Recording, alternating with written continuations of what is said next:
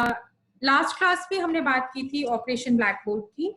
Operation black board में हमने देखा कि हमारा इस ऑपरेशन को चलाने का उद्देश्य था कि जो बेसिक फैसिलिटीज हैं वो हर विद्यालय में सुनिश्चित की जा सके। ऑपरेशन ब्लैक बोर्ड 1986 की जो नेशनल पॉलिसी ऑफ एजुकेशन थी उसके संस्तुतियों के आधार पर आरंभ हुआ था। तो ये दो मुख्य घटनाएं थी, जो एक नेशनल पॉलिसी ऑफ एजुकेशन 1986 और उसके बाद ऑपरेशन ब्लैक बोर्ड शुरू हुआ। तो ऑपरेशन ब्लैक बोर्ड में हमने बहुत सारी चीजें की और उनकी वजह से हर विद्यालय में minimum teaching learning facilities available कराई गई। वहां पर जो कंस्ट्रक्शन वर्क था वो कराया गया, टीचर्स के अपॉइंटमेंट किए गए और बहुत तेजी से ये काम चलाया गया। 1986 के बाद ही हमने ये देखा कि एक तो हमें जरूरत, इन दोनों प्रोग्राम्स की वजह से कुछ चीजों की जरूरत पड़ी। पहला तो ये कि जो ग्राउंड लेवल पर टीचर्स हैं, प्राइमरी टीचर्स हैं, उनको ये बताना जरूरी था कि नेशनल पॉलिसी ऑफ एजुकेशन की रिकमेंडेशंस क्या क्या है, जिससे वो उन पॉलिसीज को एग्जीक्यूट करने में एक इम्पॉर्टेंट रोल प्ले कर पाए। दूसरी बात, जो आपका ऑपरेशन ब्लैक बोर्ड था उसके द्वारा हमने लगभग 1990 तक के आसपास हमने ज्यादातर विद्यालयों में बेसिक चीजें टीएलएम का पहुंचा दिया था कि टीचिंग लर्निंग मटेरियल जो है उनको कैसे बनाना है, और उनकी फैसिलिटीज जो है वो लगभग विद्यालयों में, काफी विद्यालयों में पहुंचा दी थी। मगर प्रॉब्लम ये आ रही थी कि टीचर्स जो है वो टीचिंग लर्निंग मटेरियल बनाना जानते थे। वो टीचिंग लर्निंग मटेरियल को जब अपनी उसमें यूज करते थे, टीचिंग में यूज करते थे, तो कई रिसर्चेज ऐसी हुई जिनपे ये पाया गया कि टीचिंग लर्निंग मटेरियल यूज करने की वजह से उनकी टीचिंग इफेक्टिवनेस में कमी आ रही है। वजह ये है कि जो टीचिंग लर्निंग मटेरियल है वो उसकी खूबसूरती पे ज्यादा ध्यान दे रहे थे और उसको ज्यादा से ज्यादा यूज करना। अगर हम बहुत ज्यादा टीएलएम का यूज करते हैं तो बच्चा कंटेंट से डाइवर्ट होकर टीएलएम की खूबसूरती पर या टीएलएम की क्वांटिटी के ऊपर फोकस करने लगता है। तो और उसमें जो उसका टीचर की जो एनर्जी जाती है, उसका जो मुख्य उद्देश्य था बच्चे तक शिक्षा पहुंचा पाना, वो बाधित हो जाता है। तो ये दो मेन कारण थे। एक तो नेशनल पॉलिसी ऑफ एजुकेशन हमारे प्राथमिक विद्यालय के शिक्षकों से क्या चाहता है ये बताने के लिए, और दूसरा टीचिंग लर्निंग मटेरियल का प्रॉपर यूज कैसे किया जाए ये बताने के लिए कुछ प्रोग्राम्स जो है वो गवर्नमेंट ऑफ इंडिया ने ओरिएंटेशन प्रोग्राम्स स्टार्ट किए। आज हम उन प्रोग्राम्स के बारे में चर्चा करेंगे।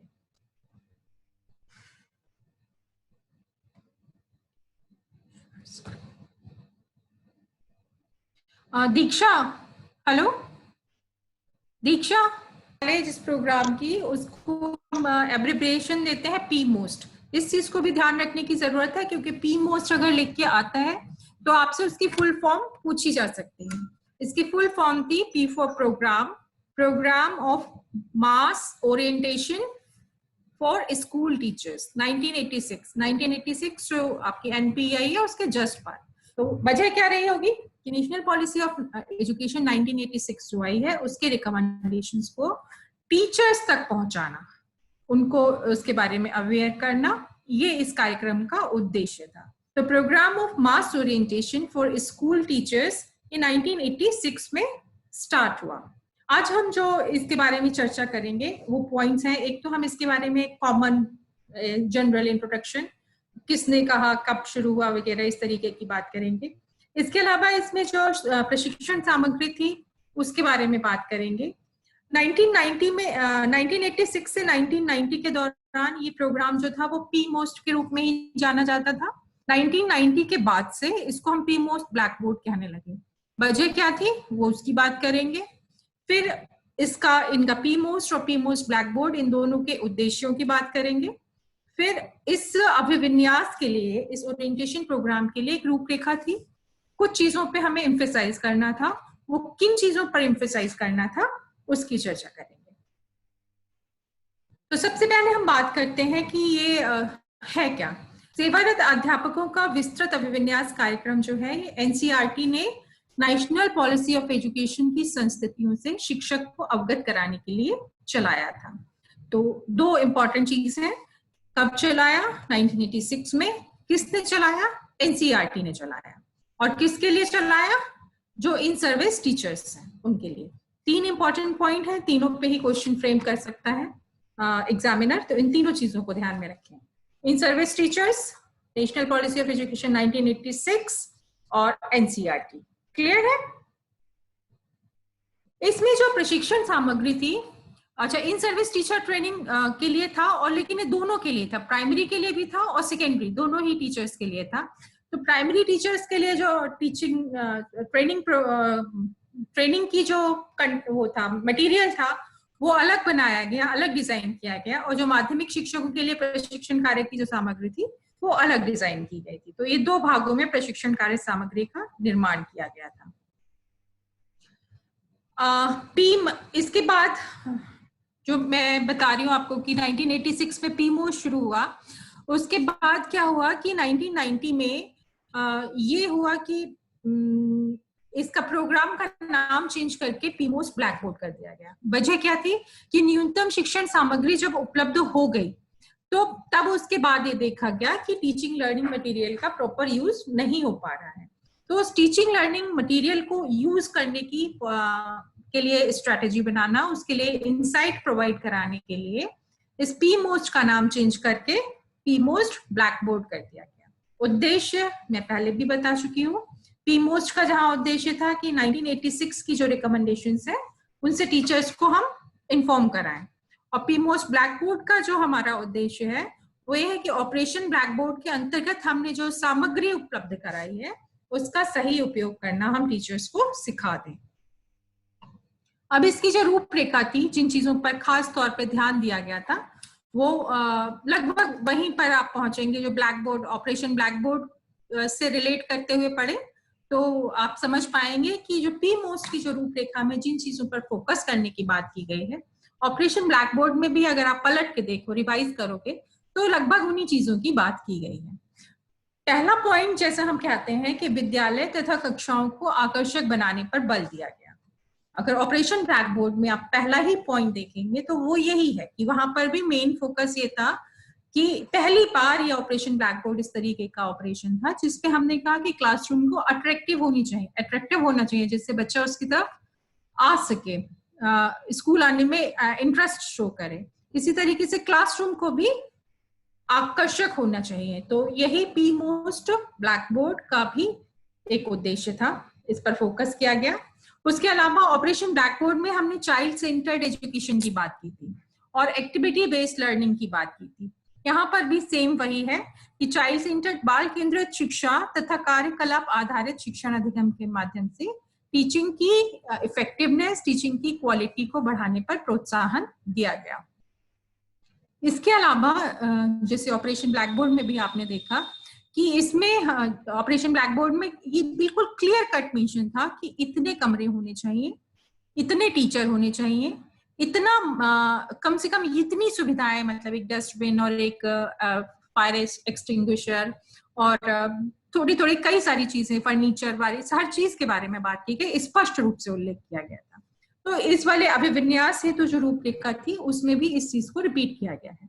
विद्यालय को प्रभावी रूप से कार्य करने के लिए भवन, अध्यापक और प्रशिक्षण सामग्री के संबंध में स्पष्ट सुविधाओं का उल्लेख किया गया। फिर से वहां पर भी हमने हर कैटेगरी, हर चीज को कैटेगराइज कर दिया था कि इस कैटेगरी की आइटम्स खरीदने पर हमको इतना खर्चा करना है, इस कैटेगरी के आइटम्स के लिए हमें इतना खर्चा करना है। तो न्यूनतम हमने बता दिया था कि अगर स्टेशनरी है तो लगभग इतना खर्चा आपको करना चाहिए। तो उस बात का क्लियर कट उल्लेख था। अध्ययन अध्यापन प्रक्रिया के लिए न्यूनतम मदों का उल्लेख किया गया और उसके बाद हर मद में जो हम सामान प्रोवाइड करा रहे हैं उसको स्टैंडर्डाइज किया गया कि इतना स्टैंडर्ड होना चाहिए और ये उसमें क्वालिटीज होनी चाहिए, ये पूरी तरीके से स्पेसिफाइड था। तो प्रत्येक मद की गुणवत्ता बनाए रखने के उद्देश्य से आपूर्ति किए जाने वाले प्रत्येक मद के मानक और उसकी विशेषताएं निर्धारित की गई। ये हमने पढ़ा पीमोस्ट और पीमोस्ट ब्लैक बोर्ड के बारे में। इसमें तो मतलब बिल्कुल क्लियर है, हमने चीजों को जोड़ते हुए पढ़ा है और मुझे नहीं लगता इसमें कोई हो सकता है कहीं पे कोई प्रॉब्लम हो। अगर कोई हो तो इतना आप समझ लो, बहुत छोटा सा टॉपिक था, इतना ही जानने की जरूरत है। पीमोस्ट की फुल फॉर्म क्या है, पीमोस्ट ब्लैक बोर्ड और पीमोस्ट कब स्टार्ट हुए, इनकी जो बेसिक एम्फेसिस था वो आप अगर ऑपरेशन ब्लैक बोर्ड को समझते हैं तो उसमें उसको भी यहाँ पर अप्लाई कर सकते हैं। इसके अलावा ये किन के लिए चलाया गया था और किसने चलाया था, इन सारी चीजों की जानकारी आज आपको मिली। ठीक, इसके जस्ट बाद हमने एक और कार्यक्रम चलाया जिसको हम कहते हैं एसओपीटी।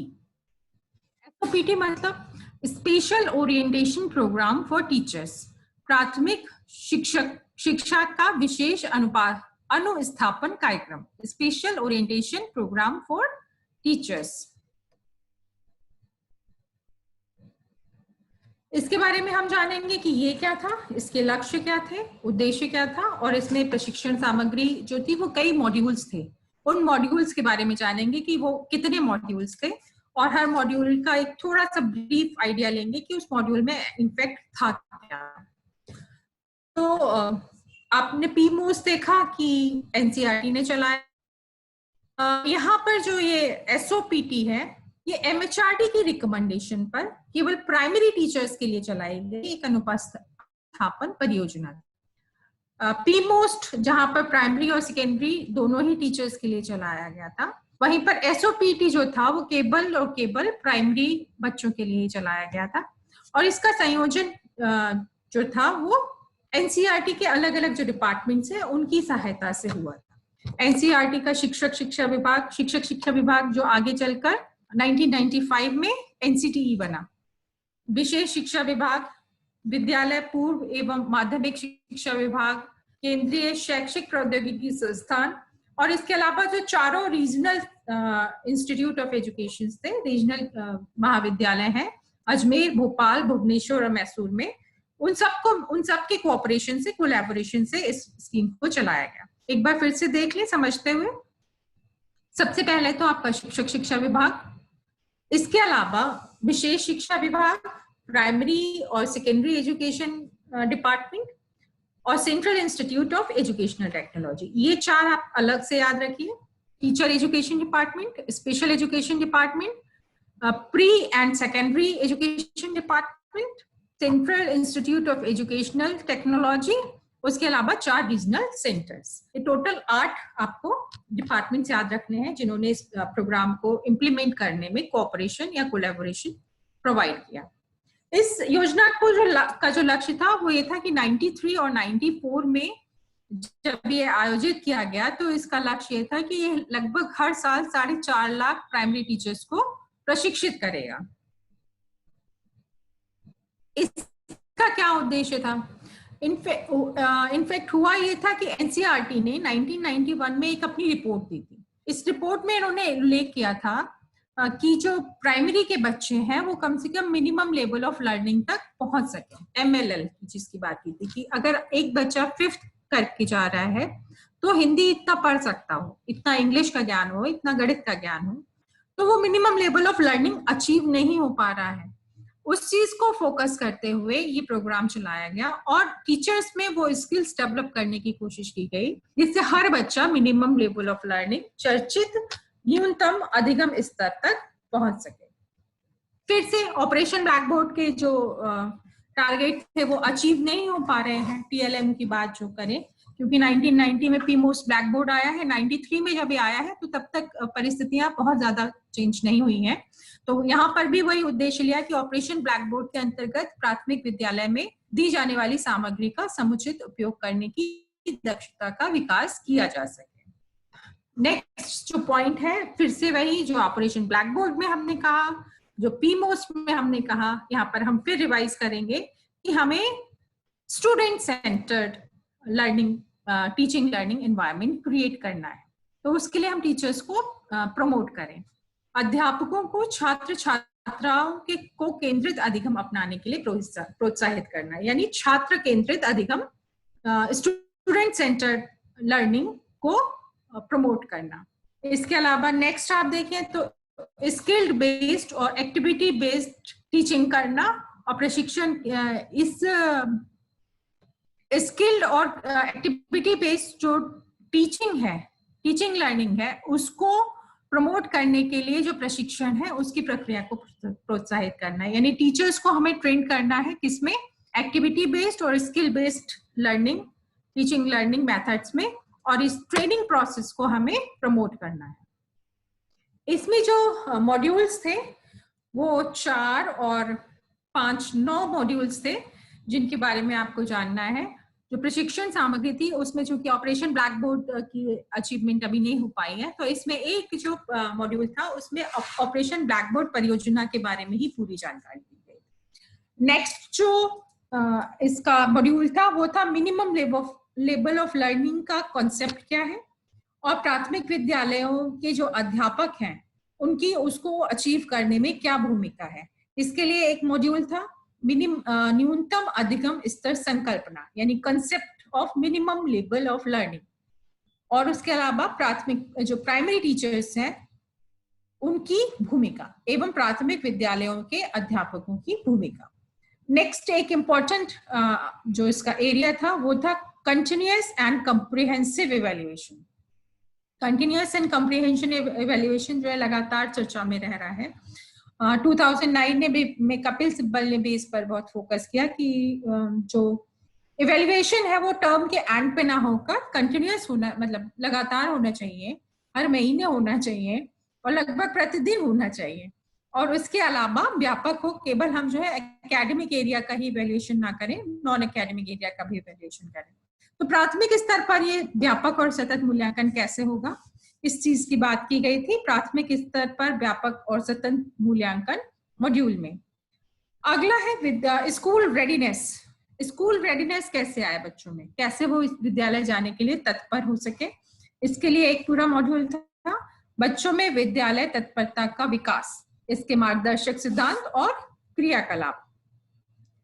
प्रभावी शिक्षण अधिगम के लिए जो टीचिंग लर्निंग एनवायरनमेंट है उसको इफेक्टिव बनाने के लिए स्कूल में एनवायरनमेंट क्रिएट करें, कैसे करें, इसके लिए एक मॉड्यूल था प्रभावी शिक्षण अधिगम के लिए विद्यालयों में वातावरण का निर्माण। इसके अलावा जो विशेष समूह हैं, डिप्राइव्ड सेक्शंस हैं, गर्ल्स चाइल्ड हैं, गर्ल स्टूडेंट हैं, उनके लिए तो विशेष समूहों की शिक्षा, इसके लिए मॉड्यूल, और छात्राओं की शिक्षा में अध्यापकों की क्या भूमिका हो सकती है उसका एक मॉड्यूल।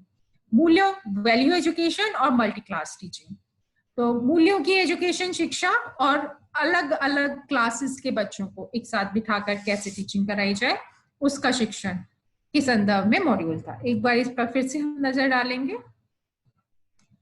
पहले ऑपरेशन ब्लैक बोर्ड, उसकी परियोजना, फिर मिनिमम लेवल ऑफ लर्निंग, उसकी संकल्पना और प्राथमिक विद्यालयों की भूमिका, फिर कंटिन्यूअस एंड कॉम्प्रिहेंसिव इवैल्यूएशन, व्यापक और सतत मूल्यांकन, फिर स्कूल रेडीनेस के जो मार्गदर्शक सिद्धांत हैं और क्रियाकलाप उनकी बात, फिर इफेक्टिव टीचिंग लर्निंग के लिए एनवायरनमेंट का क्रिएशन, फिर विशेष समूहों के लिए शिक्षा, छात्राओं की शिक्षा में अध्यापकों की भूमिका, वैल्यू एजुकेशन और बहुश्रेणी शिक्षा, इससे संबंधित मॉड्यूल्स थे।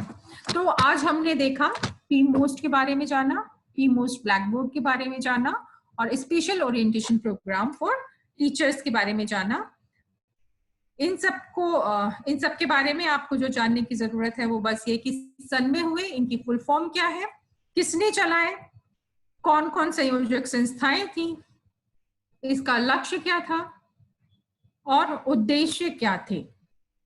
तो जहां तक उद्देश्यों की बात है, आप शुरू से लेके अब तक कुछ खास उद्देश्य सभी के रहे हैं, जैसे स्टूडेंट सेंटर्ड या छात्र केंद्रित शिक्षा की व्यवस्था करना, ये आपका जो एक्टिविटी बेस्ड लर्निंग, इसको प्रमोट करना, और यहाँ पर एसओपीटी में जो एक स्पेशल चीज आई थी वो मिनिमम लेवल ऑफ लर्निंग, उसके बारे में बात थी। ऑपरेशन ब्लैक बोर्ड यहाँ तक चलेगा, पी मोस्ट ब्लैक बोर्ड में चलेगा, उसके बाद में एसओपीटी में चलेगा। ठीक, तो आज का लेक्चर में इतनी ही चीजें मुझे बतानी थी। इन चीजों में कहीं पर कोई दिक्कत हो तो, कोई कंफ्यूजन हो तो क्लियर करें।